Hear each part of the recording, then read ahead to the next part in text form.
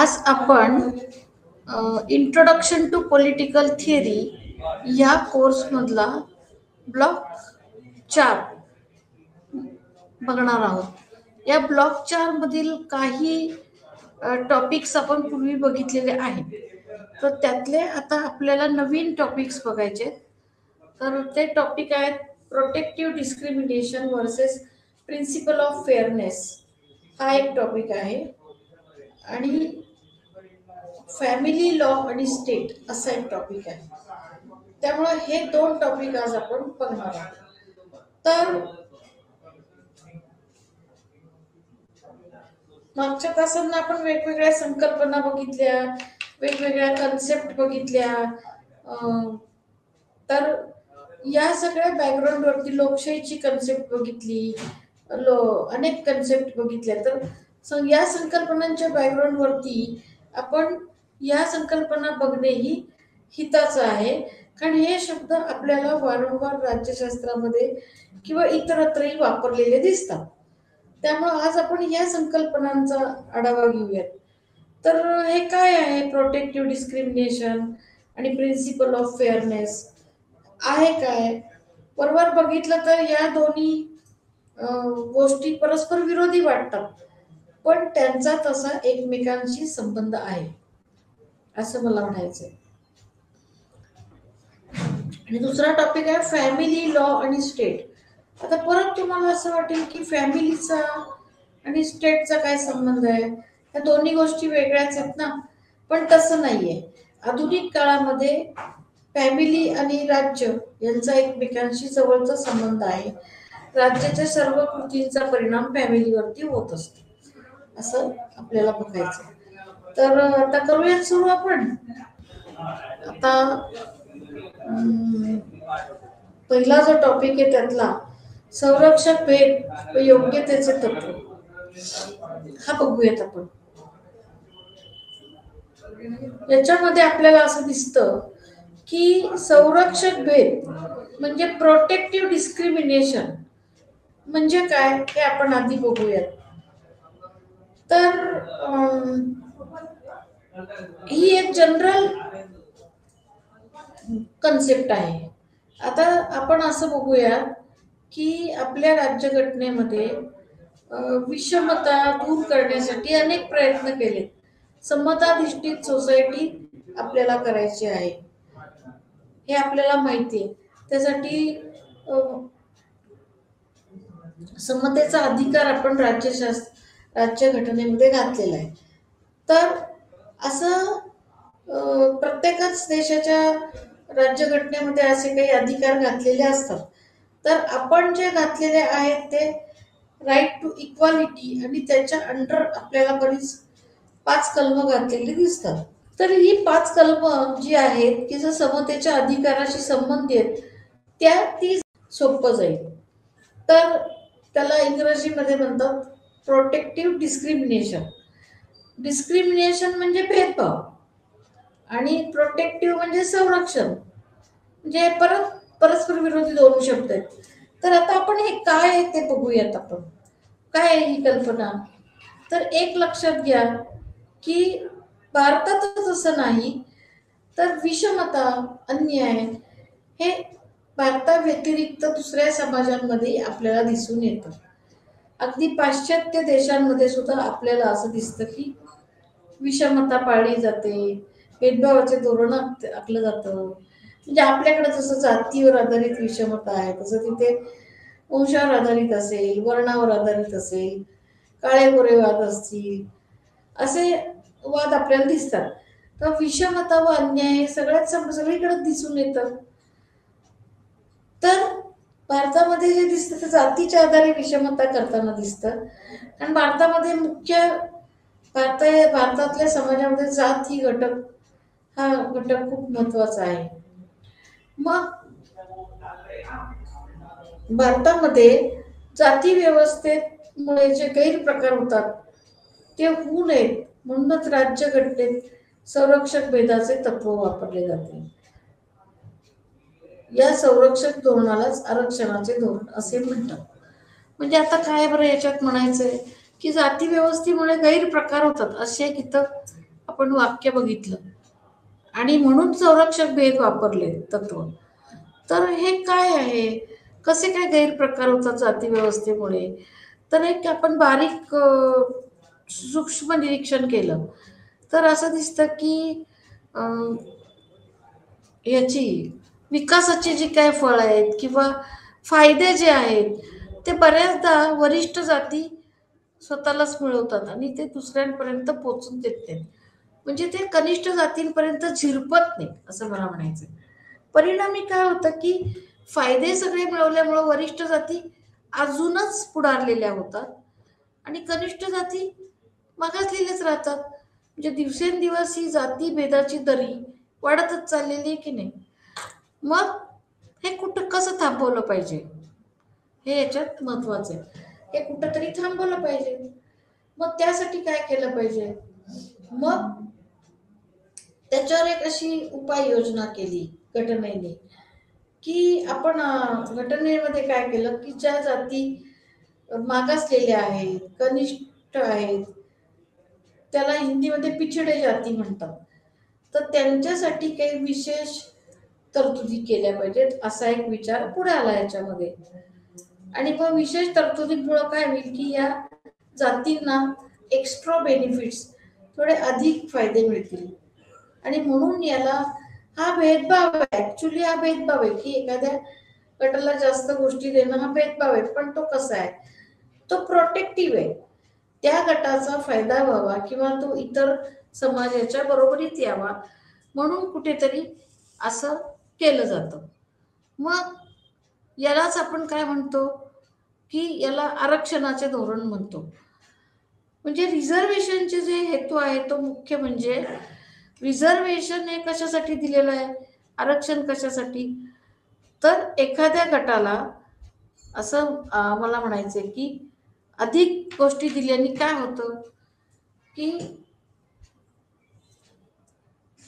तो गट थोडासा प्रगत गटाच्या बरोबरीत येण्याची थोडीशी त्याला संधी मिळते. म्हणजे काय वापरलेला आहे शब्द की त्याला इतरांच्या बरोबरीत प्रगती करण्यासाठी थोडासा एक्स्ट्रा टेकू देणं. म्हणजे आता साधं एक असं आहे की आपण एक उदाहरण घेऊयात की एखाद्या कंपाऊंड वॉलच्या पलीकडे खेळ चाललाय आणि तो खेळ बघण्यासाठी काही दोन मुलं गोळा झालीत समजा तिथे.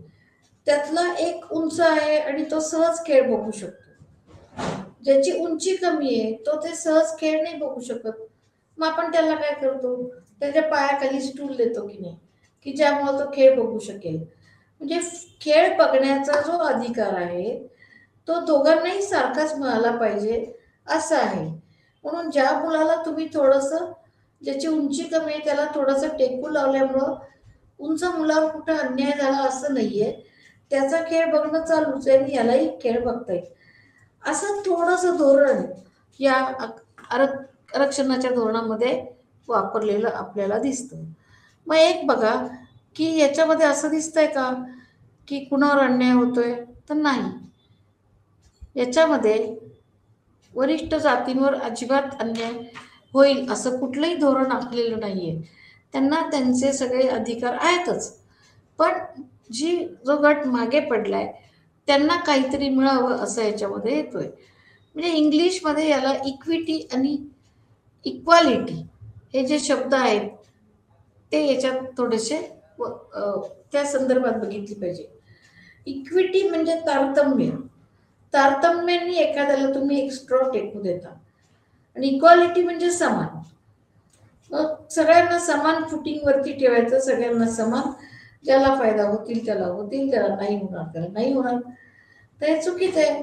जर समाजाचा विकास करायचा असेल तर एकाच वेळेला सगळ्या गटांचा विकास झाला पाहिजे. आणि याच्यासाठी संरक्षक धोरण प्रोटेक्टिव्ह डिस्क्रिमिनेशनचं तत्व वापरलेलं आहे.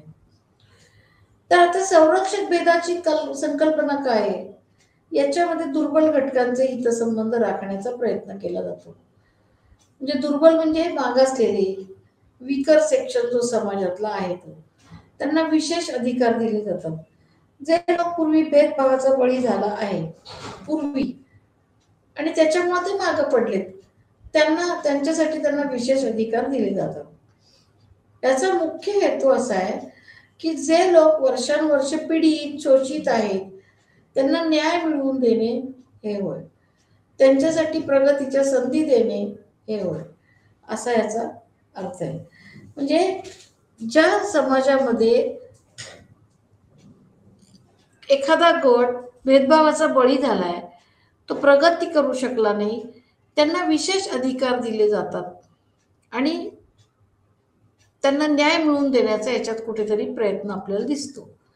त्यांच्यासाठी प्रगतीच्या संधी निर्माण करण्याचा प्रयत्न दिसतो. मग संरक्षक भेदाचे धोरण समजून घेण्यासाठी न्यायाचा सिद्धांत आणि सामाजिक न्याय यातला फरक समजून घेतला पाहिजे. आता संरक्षक भेद जर समजून घ्यायचा असेल तर सगळ्यात आधी तुम्हाला न्यायाचा सिद्धांत जो आहे, जॉन रॉल्स त्याचा प्रोपॉन्डर आहे, प्रणेता आहे, आणि सामाजिक न्याय याच्यातला फरक समजून घेतला पाहिजे.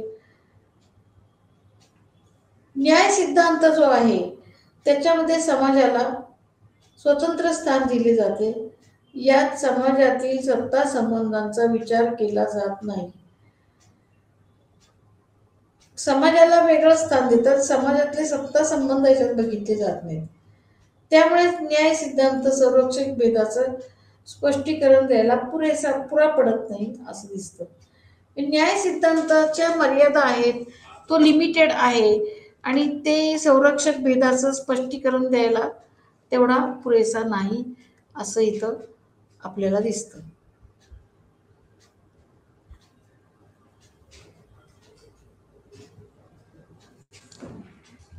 मग इथे आपण सामाजिक न्यायाचा थोडासा विचार करूया. सामाजिक न्याय हा त्या सामाजिक सांस्कृतिक पार्श्वभूमीवर असतो. म्हणजे सामाजिक न्याय जो आहे तो त्या देशातली सामाजिक सांस्कृतिक पार्श्वभूमी काय ह्याच्यावरती अवलंबून असतो असं म्हणायला लागेल. म्हणजे आता इथे हा फरक लक्षात घ्या की सामाजिक न्याय आणि आपला रेग्युलर न्यायाची कन्सेप्ट याच्यात फरक आहे. रेग्युलर न्याय हा कुठलाही भेदभाव न करता सर्वांना समान ट्रीटमेंट देऊन असा आधारित आहे. तर सामाजिक न्यायामध्ये समाजामध्ये सगळ्यांना विकासाच्या संधी दिल्या पाहिजेत याच्यावरती आधारित आहे. आणि त्या समाजाची पार्श्वभूमी, सांस्कृतिक पार्श्वभूमी ही सुद्धा इथे महत्वाची ठरते. म्हणजे एखाद्या समाजामध्ये कुठे न्यायाची कन्सेप्ट रुजलेलीच नसते असं दिसतं, त्यामुळे हा न्याय महत्वाचा ठरतो. आता एक अजून याच्यामध्ये असं आहे की प्रत्येक समाजाची सामाजिक आणि सांस्कृतिक पार्श्वभूमी वेगळी असते, हो की नाही. आता भारतातली सामाजिक पार्श्वभूमी, सांस्कृतिक पार्श्वभूमी बघा. इथे असं दिसतं की समाजावरती वरिष्ठ जातींचा प्रभाव आहे, हो की नाही. सांस्कृतिक पार्श्वभूमीत सुद्धा वरिष्ठ जातींचा प्रभाव आहे. म्हणजे काय, तुम्ही बघा समाजामध्ये नोकरीची महत्वाची पदं, प्रशासनातील महत्वाची पदं, सांस्कृतिक दृष्ट्या सुद्धा कल्चरल ऍक्टिव्हिटीज किंवा सांस्कृतिक नृत्य, गायन इथे सगळं आपल्याला ठराविक जातीचा तगडा दिसतो. आणि म्हणून मग काय दिसतं की या सगळ्या संधी या उच्च जातींनाच उपलब्ध असतात.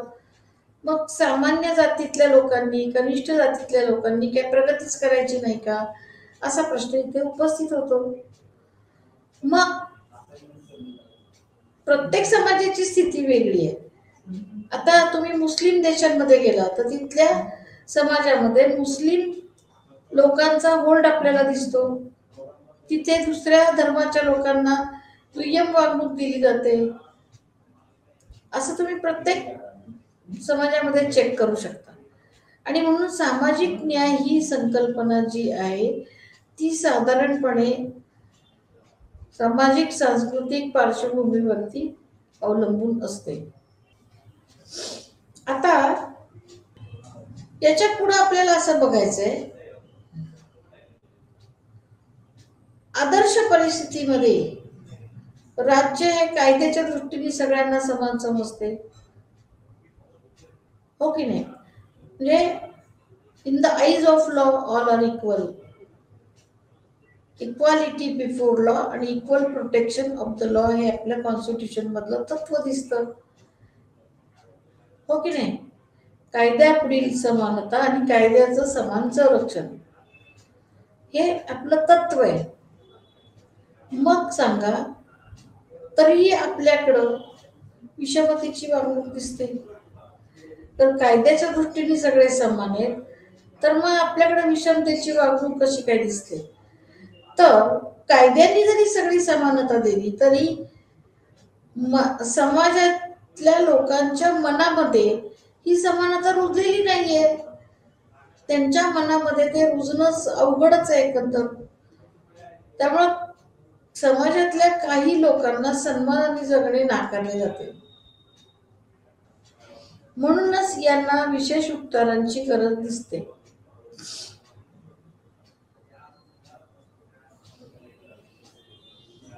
भारतात राज्यघटनेत जरी 17व्या कलमानुसार अस्पृश्यता निवारण केलेले असले तरी प्रत्यक्षात आजही कनिष्ठ जातींना चांगली वागणूक दिली जात नाही असं दिसतं. म्हणजे काय बरं? या मागासलेल्या जातींना, कनिष्ठ जातींना विशेष उपचारांची गरज दिसते. आणि कागदोपत्री जरी 17व्या कलमानुसार अस्पृश्यता निवारण केले असले तरी प्रत्यक्षात कनिष्ठ जातींना चांगली वागणूक दिली जात नाही असं दिसते. यासाठी काही ठोस उपाययोजना केली पाहिजे.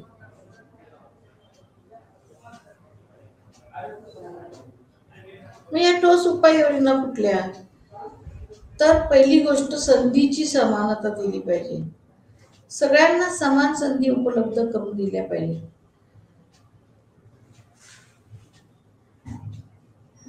म्हणजे इथं संधी नाकारता कामा नये एखाद्या गटाला.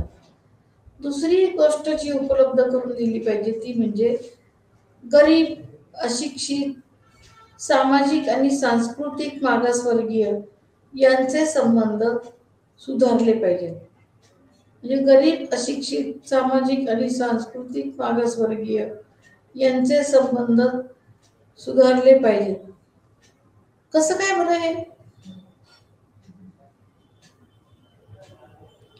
म्हणजे आधी या सर्व मागासलेल्या लोकांमध्ये आत्मविश्वास निर्माण झाला पाहिजे आणि त्यांचे इतरांशी संबंध सुधारले पाहिजेत. नाहीतर होतं काय की या लोकांचे संबंध ठेवायला कोणी तयारच नसतं. पुढचं जे आहे महत्व याच्यामध्ये ते म्हणजे वस्तू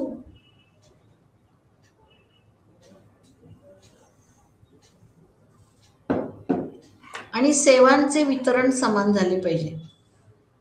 आता हे काय आहे, वस्तू आणि सेवांचे वितरण समान झाले पाहिजे? आता याचं साधं लॉजिक आहे की ज्यावेळी प्रोडक्शन वगैरे होतं तर त्यावेळेला असं दिसतं की प्रोडक्शन होतं पण त्या वस्तू ठराविक लोकांच्या मध्येच वाटल्या जातात आणि सर्क्युलेट होतात आणि त्या ज्यांना गरज आहे तिथपर्यंत पोचतच नाही. किंवा सेवा ज्या असतात, वेगवेगळ्या सेवा म्हणजे वैद्यकीय सेवा असेल, अजून पाणी पुरवठा, अजून काय काय सेवा असतील, अन्नधान्य पुरवठा, हे वितरण याचं योग्य होत नाही. आता एक साधं याचं उदाहरण बघते की आता सरकारने काही स्वस्त धान्य स्कीम काढली समजा योजना, तर बऱ्याचदा ते धान्य ज्यांना गरज आहे त्यांच्यापर्यंत पोचलं जात नाही. तर मधल्या मध्येच ते कुठंतरी दडपलं जातं, साठवलं जातं. सेवांचंही वितरण ज्यांना गरज आहे त्यांच्यापर्यंत सेवा पोचत नाही असं दिसतं आपल्याला.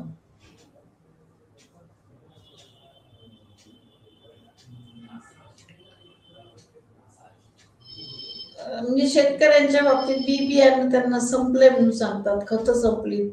ऍक्च्युली सरकारकडून ते त्यांना सेवा असते ती, पण मग ते नीट मिळत नाही, मग त्यांना विकत आणायला लागतं, ते परवडत नाही, असं सगळं नाटक आहे.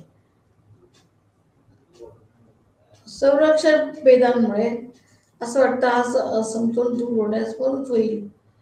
संरक्षक भेद का घ्यायचा, की असं वाटतं की त्याच्यामुळं हा असमतोल कदाचित दूर होईल, म्हणून संरक्षक भेद हे तत्व वापरायचं असतं.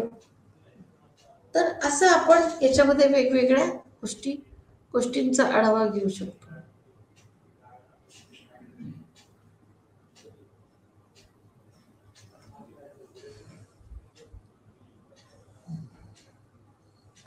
आता याच्यामध्ये एक महत्वाची गोष्ट अशी आहे की मग हे सगळं साध्य कसं होणार. तर उच्च जाती व कनिष्ठ जाती यामधील सामाजिक व आर्थिक दरी दूर झाल्याशिवाय लोकशाही यशस्वी होणार नाही. हे त्याच्यात अतिशय महत्वाचं आहे.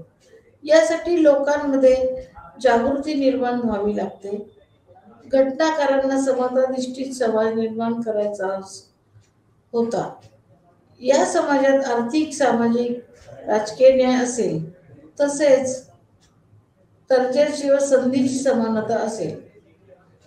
म्हणजे असा समाज निर्माण करायचा आहे, इगॅलिटेरियन सोसायटी, की ज्याच्यामध्ये आर्थिक, सामाजिक, राजकीय न्याय असेल, दर्जाची व संधीची समानता असेल.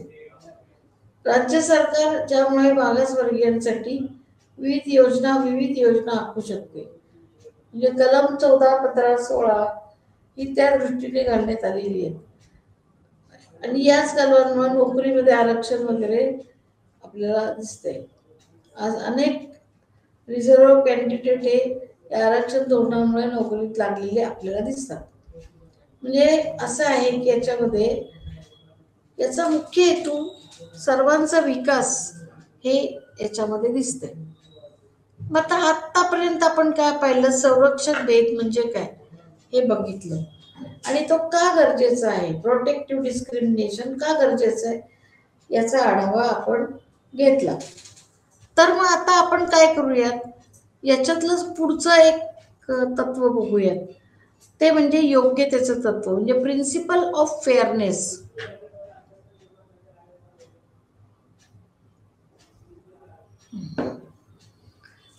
आपल्याला रॉलचा न्यायविषयक सिद्धांत माहिती आहे, कारण तो खूप प्रसिद्ध आहे. रॉलची न्यायविषयक सिद्धांत हा सर्वांना समान पाया पाहिजे, संधी पाहिजे समान, अशा सगळ्या तत्वांवरती आधारित होता. रॉलच्या आधी सुद्धा हा सिद्धांत हार्ट याने मांडला होता. म्हणजे असं नाही की त्यांनी पहिल्यांदाच न्याय सिद्धांत मांडला रॉलनी. त्याच्याही आधी हा सिद्धांत मांडला गेला होता.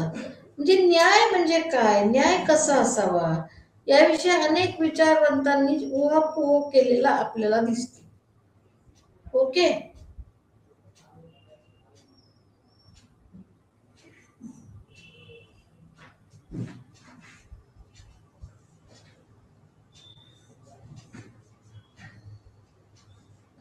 तर आता एक लक्षात घ्या की आता ही संरक्षक भेद आणि योग्यतेचं तत्व, फेअरनेस, म्हणजे याच्यामध्ये थोडस जजमेंटनी वागायला लागतं. म्हणजे असं नाही की इक्वल फुटिंग, म्हणजे अगदीच मोजपट्टीने सगळ्यांना समान असं नाही, पण थोडस तारतम्यानी वगैरे असं हे करावं लागतं. ओके. त्याच्यामुळं असं आहे, एक मिनिट हा, की त्याच्यामुळं आपल्याला हा सिद्धांत फेअरनेस म्हणजे काय हे समजतं. फेअर म्हणजे कधी कधी ओन जजमेंट असतात, निसर्ग तत्वानुसार असतात, कधी कधी मनाचे निर्णय घ्यायचे असतात, त्याला आपण फेअरनेस असं म्हणतो. ही दोन तत्व परस्परांचे विरोधात आहेत. यांचा कसं काय संबंध एकमेकांशी असं वाटू शकतं आपल्याला. मग त्याच्यामध्ये संबंध कसे आहेत ते सांगते. एक तर संरक्षक भेद विरुद्ध योग्यतेचं तत्व हे मुळातच विरोधाभास आहे. दोन परस्पर विरोधी कल्पनांना आपण एकत्र आणण्याचा प्रयत्न करतोय, पण त्या परस्पर विरोधी नसून त्या परस्पर पूरक आहेत.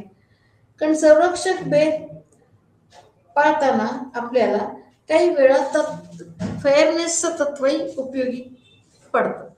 मग आता याच्यात असं बघूयात, औपचारिक याच्यामध्ये काय आहे की औपचारिक आणि वस्तुनिष्ठ न्याय म्हणजे फॉर्मल जस्टिस असा एक प्रकार आहे.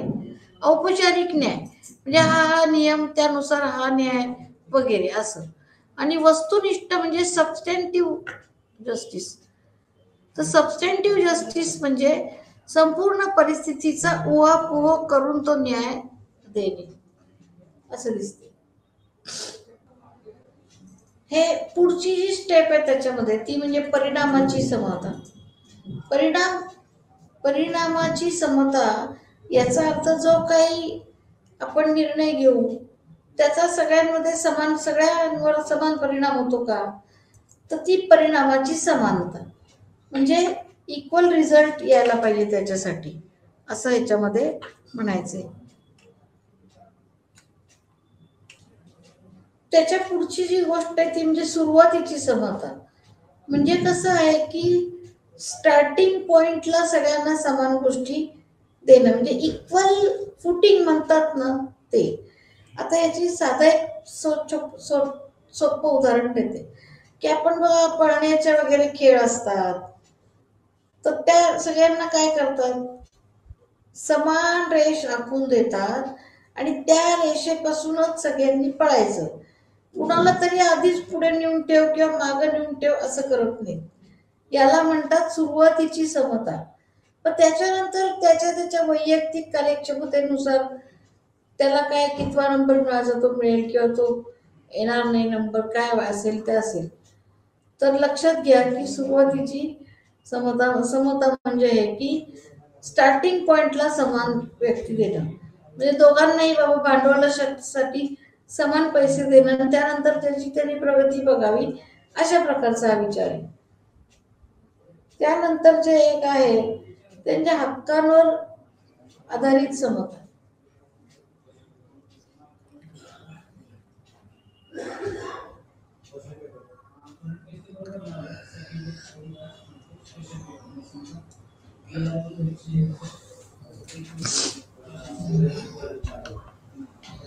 आता हक्कांवर आधारित समता कशी काय की जे काही राईट्स आहेत तुम्हाला दिलेले त्याच्यावर आधारित समता तुम्ही एन्जॉय केली पाहिजे.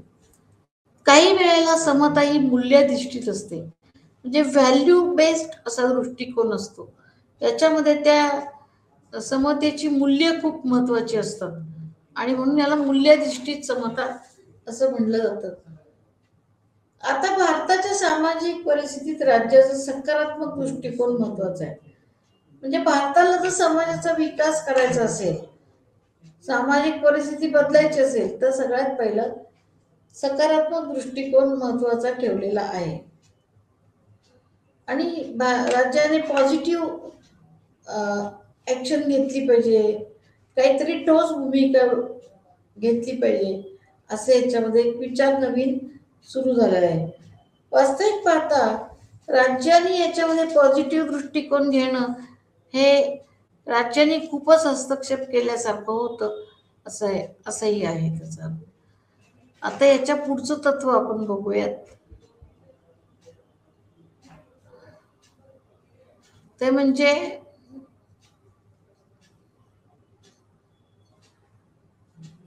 कुटुंब, कायदा आणि राज्य. आता एक बघा किती वेगळा विषय हा, कुटुंब, कायदा आणि एक राज्य. तर कुटुंब आणि राज्य, राज्य राजकीय, कुटुंब सामाजिक आहे. याचा काही संबंध आहे का? हो आहे.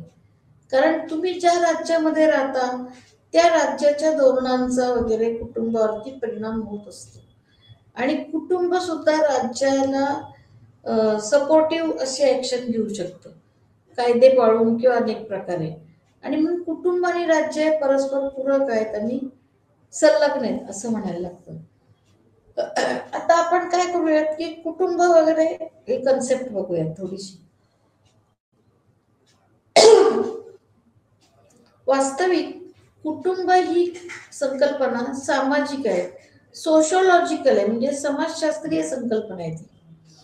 लक्षात येत आहे तिचं सगळं कन्सेप्ट जे आहे फॅमिली, क्लान वगैरे सगळे सोशोलॉजिकल आहे.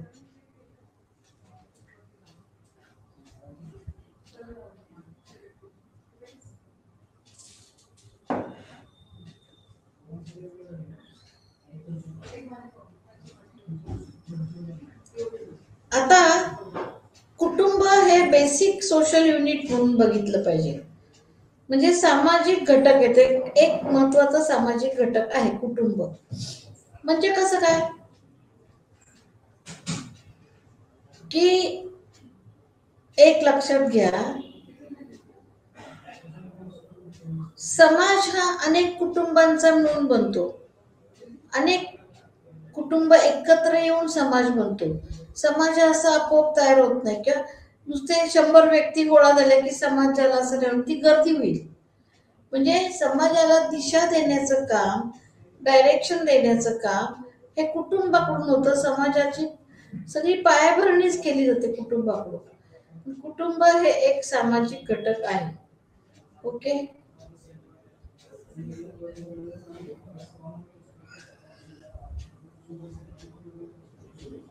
एक लक्षात घ्या आता की कुटुंबाला का बरं एवढं महत्व आहे. तर बेसिक सोशल युनिट असं तर बघितलंच आपण, पण अजून एक कुटुंबाची महत्वाची गोष्ट तुमच्या लक्षात यायला पाहिजे की ते सामाजिकरणाचं माध्यम आहे कुटुंब.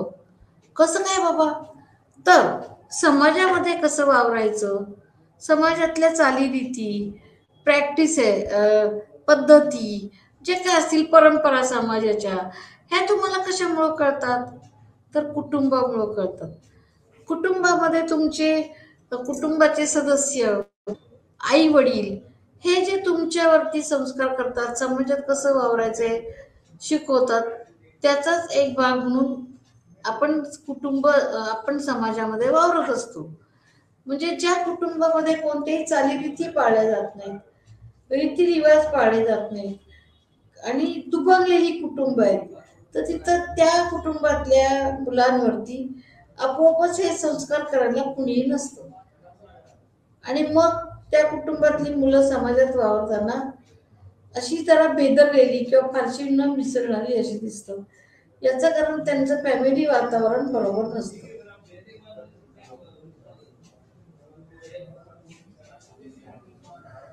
आता हे झालं सामाजिकरणाचं माध्यम. कारण तुमच्या कुटुंबातली तुमची आई वडील, आजी आजोबा, इतर नातेवाईक, अशा अनेक नातेवाईकांमुळे तुम्हाला कळत नकळत सामाजिकरणाचं प्रशिक्षण मिळालं जातं. हो की नाही.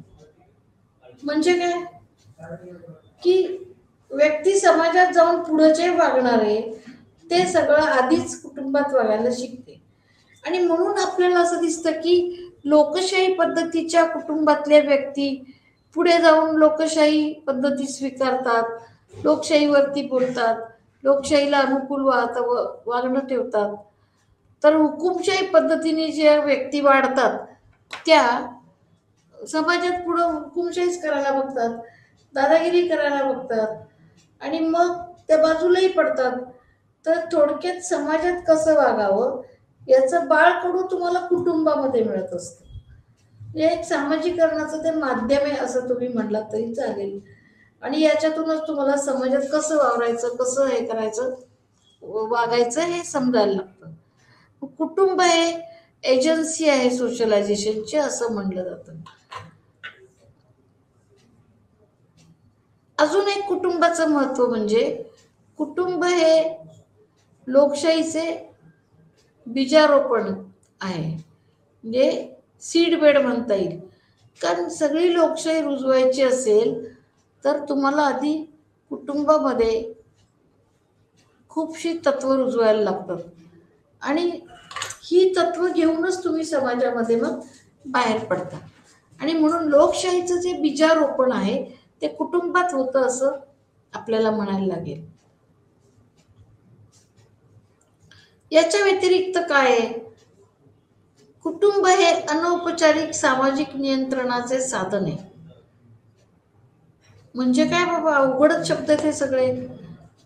सामाजिक नियंत्रण म्हणजे काय वगैरे.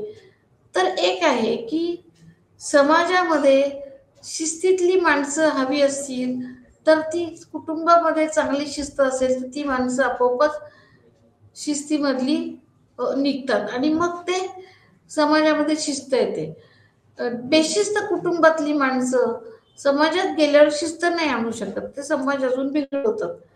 म्हणून इन्फॉर्मली अनौपचारिक पद्धतीने कुटुंब हे सामाजिक नियंत्रणाचे साधन आहे असं म्हणलं जातं. आणि एक आता पुढे लक्षात घ्या की त्याबद्दल वेगवेगळ्या विचारवंतांनी वेगवेगळे विचार व्यक्त केले. म्हणजे प्लेटो, अरिस्टॉटल, हॉब्स, लॉक, रुसो, प्रत्येकाचे विचार वेगळे आहेत कुटुंबाच्या बाबतीमध्ये. लक्षात येत आहे? म्हणजे कसं आहे माहितीये का की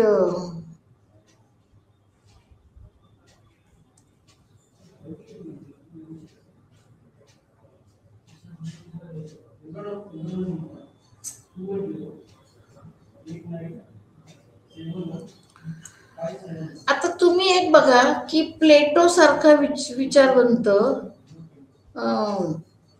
काय करतो, कुटुंब संस्थेला थोडासा विरोध करतो.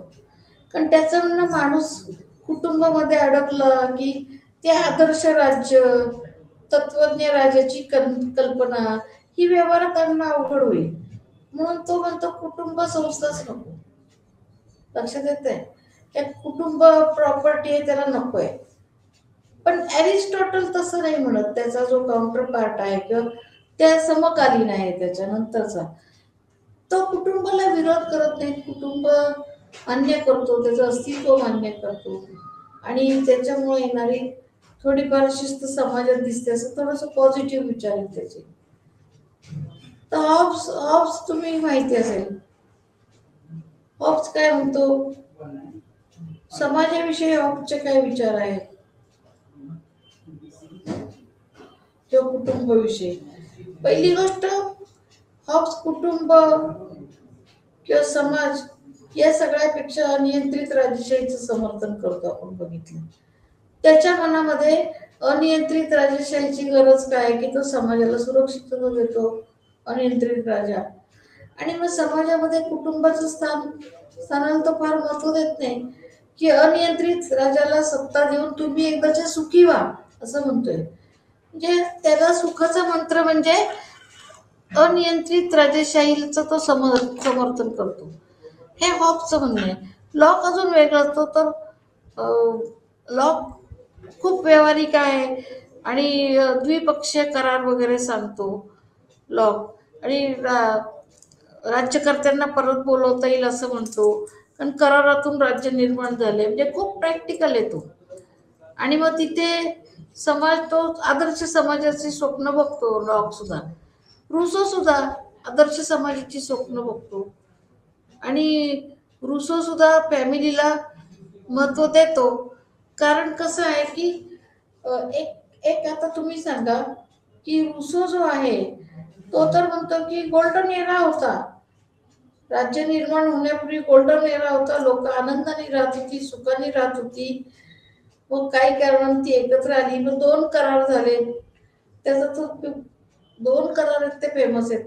पहिल्या करारात सामूहिक एकत्र केली, दुसऱ्या करारात राज्य निर्माण केलं. म्हणजे वैयक्तिक गोष्टी रुसोनी वेगळ्या ठेवल्यात.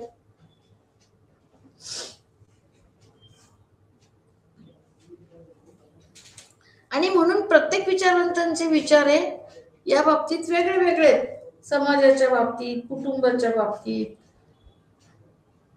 मग आता आपण याच्या पुढचा भाग बघूया.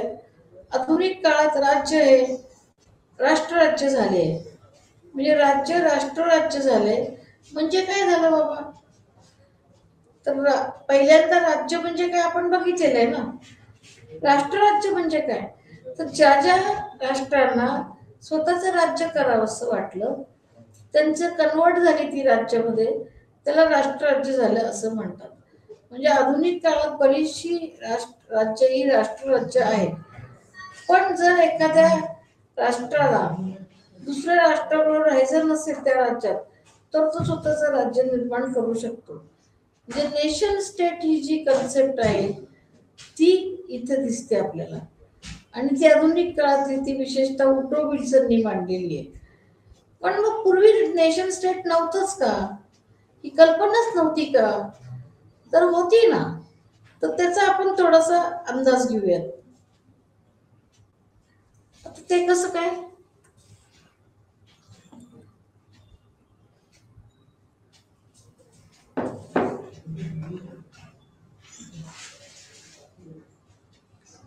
आता याचा एक पण ऐतिहासिक आढावा असा घेऊ. 16व्या शतकापर्यंत आधुनिक राज्याची कल्पना उदयाला आली नव्हती. ही जी आपण राज्याविषयीच बोलतोय ते 16व्या शतकापर्यंत असं काही उदयाला आलेलं नव्हतं. तर नंतर काय झालं की याची कल्पना कशी सुरू झाली आधुनिक राज्याची? तर निकोला मॅकियावेली नाव ऐकून असाल तुम्ही. निकोलो मॅकियावेली इटालियन आहे तो, आणि जीन बॉदिन हा फ्रेंच आहे. यांच्या लेखनातून ही कल्पना सुरू झाली. यांनी प्रथम ही कल्पना इंट्रोड्यूस केली. 1648 मध्ये वेस्टफेलियाच्या करारानंतर आधुनिक नगर राज्यांची कल्पना उदयाला आली.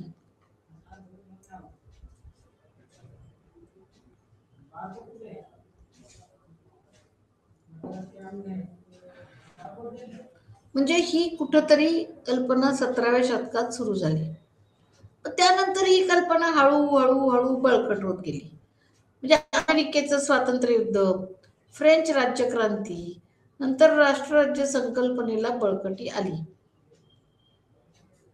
म्हणजे अमेरिकेचे जे स्वातंत्र्य युद्ध झालं त्याच्यामध्ये अमेरिकन लोकांना स्वतःच्याच लोकांविरुद्ध लढून स्वातंत्र्य मिळवायला लागलं, आणि म्हणून मग त्यामुळे राष्ट्रराज्य ही कल्पना जास्त उदयाला आली.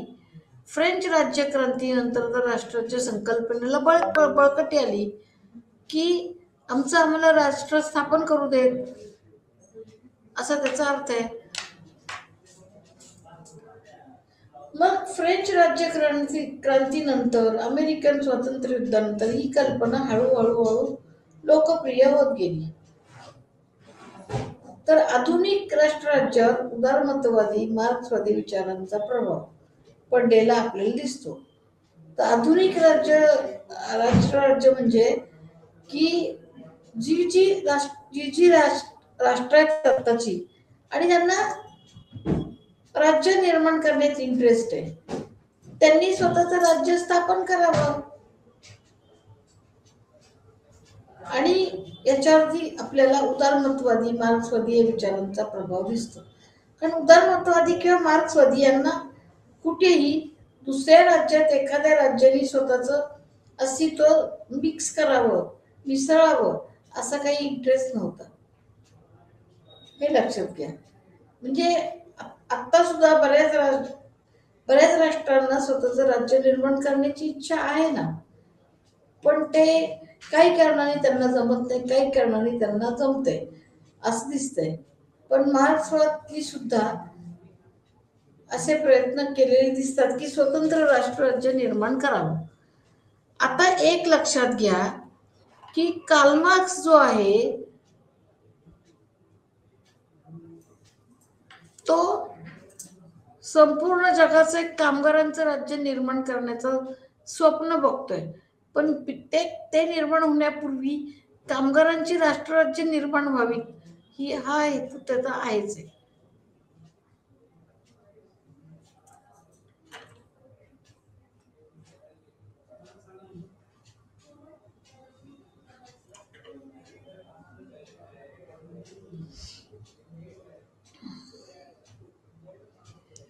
आता आपण पुढचा एक टॉपिक बघू याच्यामध्ये, की आता आपण एवढं बोलतोय की बाबा कुटुंब, राज्य, समाज, अजून काय काय, याचा राजकीय सिद्धांतात काय उपयोग, काय संबंध आहे, तर तो बघणं खूप महत्वाचं आहे. म्हणजे आता आपण बोलतोय पॉलिटिकल थिअरी विषयी, राजकीय सिद्धांताविषयी, तर पारंपरिक किंवा ग्रीक दृष्टिकोन कसा आहे की पारंपरिक किंवा ग्रीक दृष्टिकोन हा थोडासा नावाप्रमाणेच पारंपरिक आहे. म्हणजे प्लेटोचा कुटुंब संस्थेला विरोधी विचार आहे, बरोबर आहे. कारण तो असं म्हणतो की स्त्री स्वातंत्र्याला तर त्यांनी किंमतच दिलेली नाही काही. स्त्री ही फक्त मुलांना जन्म देण्यापुरता तिचा उपयोग, इथपर्यंत त्याचे संकुचित विचार स्त्रीविषयी आहेत. लक्षात येत आहे. आणि मग त्याचं काय म्हणणं आहे की कुटुंब संस्थाच नाहीशी केली पाहिजे, कारण माणूस कुटुंबाच्या प्रेमात पडला की तो राज्यासाठी खूप काम नाही करू शकत असं दिसतंय. आणि मग एक लक्षात घ्या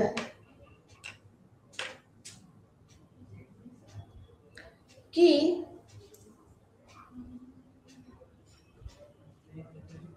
तो तर पुढे म्हणतो की उत्तम पुरुष राज्यातले आणि स्त्रिया यांचा संकर घडवून जी मुलं होती ती मुलं सगळ्यांची समजून, म्हणजे फॅमिली संस्थाच नाही ना, त्यामुळे त्या मुलांचे आई वडील कोण हा प्रश्न निर्माण होतो.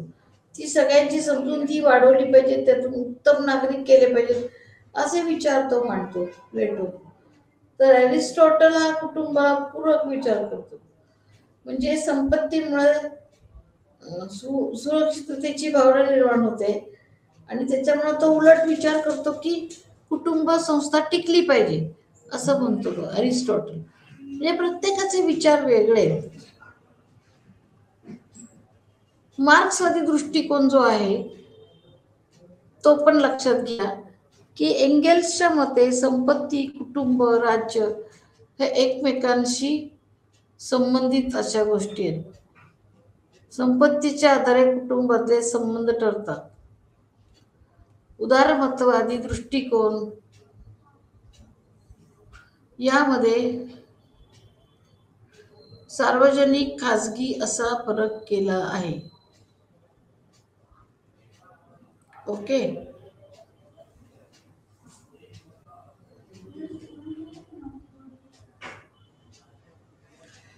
म्हणजे प्रत्येकाची दृष्टी वेगळी आहे.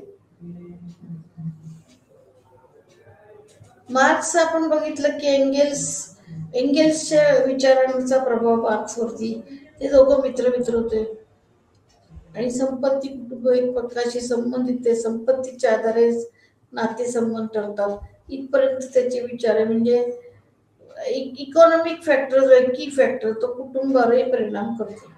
ओके. उदारमतवादी दृष्टिकोनात यामध्ये सार्वजनिक व खाजगी असा फरक केला आहे. राज्याने कुटुंब व्यवस्थेत हस्तक्षेप करू नये. रॉलने ही पारंपरिक कुटुंब व्यवस्थेला न्याय तत्वाला अनुसरून समर्थन केले आहे. म्हणजे उदारमतवादी दृष्टिकोन जो आहे त्यामध्ये सार्वजनिक व खाजगी असा फरक केला आहे. राज्याने कुटुंब व्यवस्थेत हस्तक्षेप करू नये असं म्हणलंय. रॉलने पण पारंपरिक कुटुंब व्यवस्थेचे न्याय तत्वाला अनुसरून समर्थन केले आहे.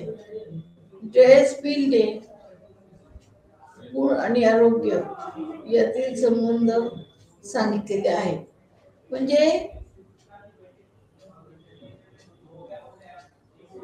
रॉल सुद्धा पारंपरिक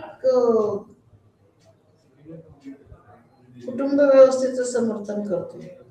म्हणजे रॉल काय एकदम कुटुंब संस्था नष्ट व्हावी, ॲबॉलिश व्हावी असं काही म्हणत नाही. आता मिल जो आहे तो व्हर्च्यू म्हणजे गुण आणि राजकारण याचा संबंध सांगितलाय.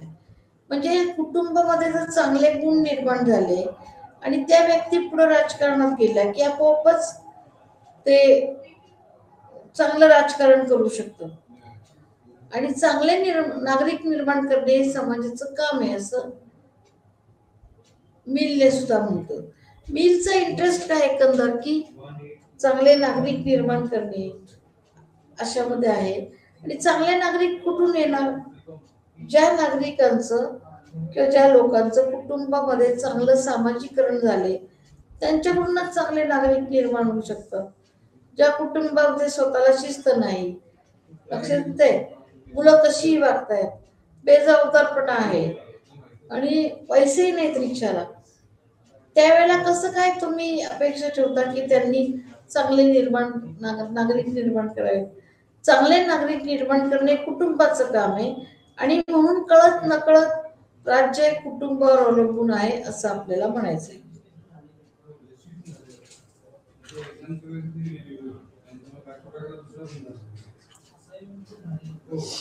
आता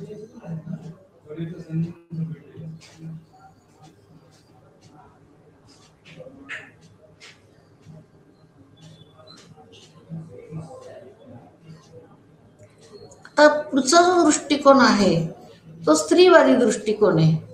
म्हणजे कौटुंबिक जीवनाचा स्त्रीवरती परिणाम होतो, म्हणजे फॅमिली ॲटमॉस्फिअरचा होतो परिणाम. स्त्रीला कुटुंबात दुय्यम स्थान दिले जाते.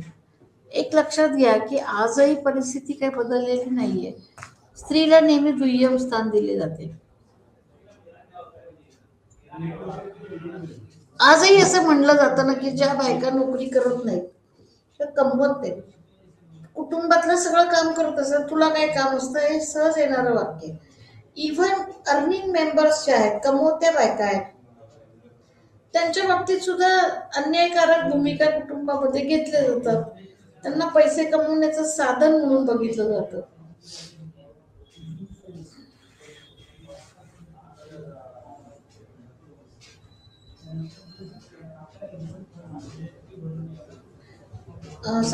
स्त्रीवाद्यांच्या मते भांडवलशाहीत शोषण अधिक होते. आता हे पण किती महत्वाचं आहे की भांडवलशाहीमध्ये शोषण अधिक होते, कारण तिथे लिमिटच घातलेली नसते ना, फ्री कॉम्पिटिशन असते. त्यामुळे शोषणाचं प्रमाण भांडवलशाहीत अधिक होतं. आणि भांडवलशाहीमध्ये असं नाही आहे की स्त्रियांचे हक्क सुरक्षित राहतील.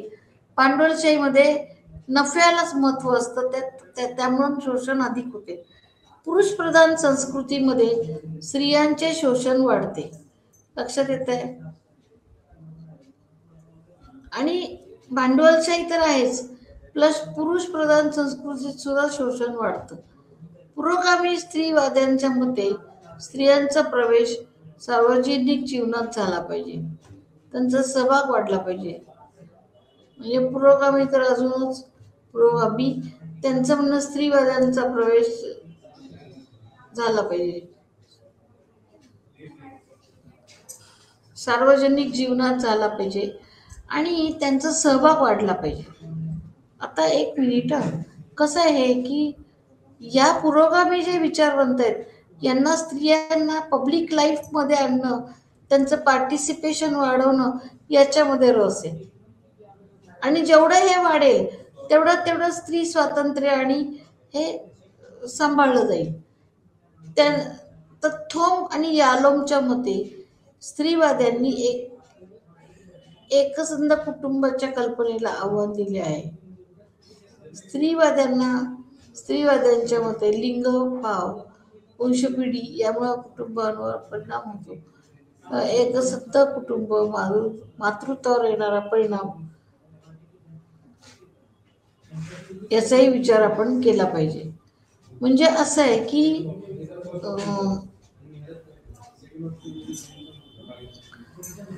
या स्त्रीवाद्यांनी काय केलंय की न्यूक्लिअर फॅमिली जे असतात, एकसंध कुटुंब किंवा मोनोलिथिक फॅमिलीज, त्याला महत्व दिले. कारण त्याच्यामुळं काय होतं की स्त्रीचं अस्तित्व थोडस धोक्यात येतं मोनोलिथिक फॅमिलीमुळे, आणि मातृत्वावरही परिणाम होतो. कारण एक बघा की मातृत्व जे आहे ते निसर्गाने स्त्रीलाच बहाल केलेलं आहे.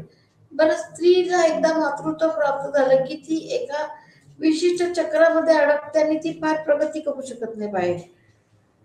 आणि म्हणून मग स्त्रीवादी जे विचारवंत आहेत त्यांनी काय केलंय की एकसंध कुटुंबाच्या म्हणजे मोनोलिथिक कल्पनेला आव्हान दिले. त्यांचं म्हणणं एकसंध कुटुंबामध्ये कसं आहे की पुरुषाचं वर्चस्व आपोआप राहतं आणि मग स्त्रीचं दुय्यम स्थान वगैरे आपोआप व्हायला. अशा पद्धतीने यांनी काय केलंय, स्त्रीवाद्यांनी एकसंध कुटुंबीचं महत्व आणलंय आणि स्त्रीवाद कसा चांगला आहे हे सांगितलंय. तर इथं आपल्याला स्त्रीवाद चांगला आहे की नाही, तो कसा पाळला पाहिजे का नाही, हे बघायचं नाहीये आपल्याला. आजच्या टॉपिक मध्ये आपल्याला कसं आहे की या ज्या संकल्पना आहे कुटुंब आणि राज्यांचा काय संबंध हे बघणं आपला हेतू आहे. स्त्रीवाद्यांनी तर पुढे जाऊन खासगी व सार्वजनिक मातीला सार्वजनिक त्यातला एकत्वाला आव्हान दिलेलं आहे. म्हणजे खाजगी काय आणि सार्वजनिक काय हे सगळ्यात पहिल्यांदा एक फरक केला पाहिजे. आणि स्त्रीवाद्यांनी एक आहे की स्त्रीचं स्वातंत्र्य कसं अबाधित राहील आणि तिचं खाजगी आयुष्य कसं धोक्यात येणार नाही, सार्वजनिक आयुष्य कसं धोक्यात येणार नाही, त्याची काळजी घेतलेली आहे. मग आज आपण काय बघूयात की कुटुंब आणि राज्याचा संबंध कसा आहे लक्षात आलं तुमच्या, की कुटुंबामुळे एक प्रकारे राज्यामध्ये कसं वावरावं याचं ट्रेनिंग मिळतं, प्रशिक्षण मिळतं. आणि कुटुंब हा राज्याला एक प्रकारे सपोर्टिव्ह गोष्ट आहे, सपोर्टिव्ह घटक आहे. राज्यामध्ये जितकी चांगली कुटुंब असतील, जितकी अधिक चांगली कुटुंब असतील, तितकं राज्याला एक पुष्टी येते, राज्याला आधार होतो आणि राज्य सेटल व्हायला, स्टेबल व्हायला महत्व होतं. पण कुटुंब व्यवस्था जर चांगल्या नसतील, राज्यामध्ये भंगार असतील, फुटलेली कुटुंब, उद्ध्वस्त झालेली कुटुंब असतील, सामाजिक स्थैर्य नसेल, तर त्या राज्याला स्थैर्य येणं पण अवघड असतं. म्हणजे कुटुंब एक प्रकारे समाजाला स्थैर्य पुरवतात आणि समाज हा राज्याला स्थैर्य पुरवतो. म्हणून असं मला म्हणायचं की या सगळ्या इंटरलिंक्ड कन्सेप्ट आहेत, एकमेकाशी संबंधित आहेत.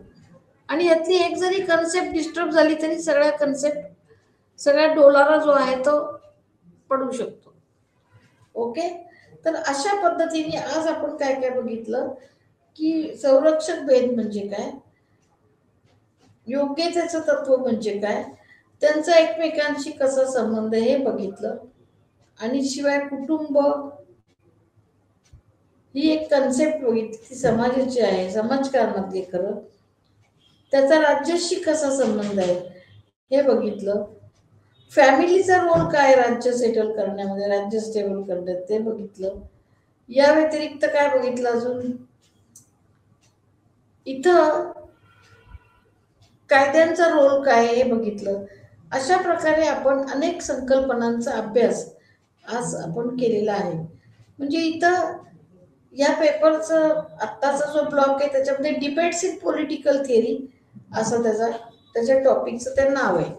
आणि मग आपण वेगवेगळे डिबेट्स बघितली. डिबेट्स म्हणजे दोन परस्पर विरोधी कल्पनांचा कसा संबंध आहे हे पण बघितलं.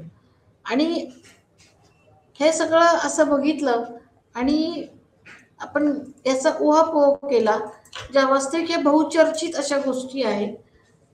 आणि मग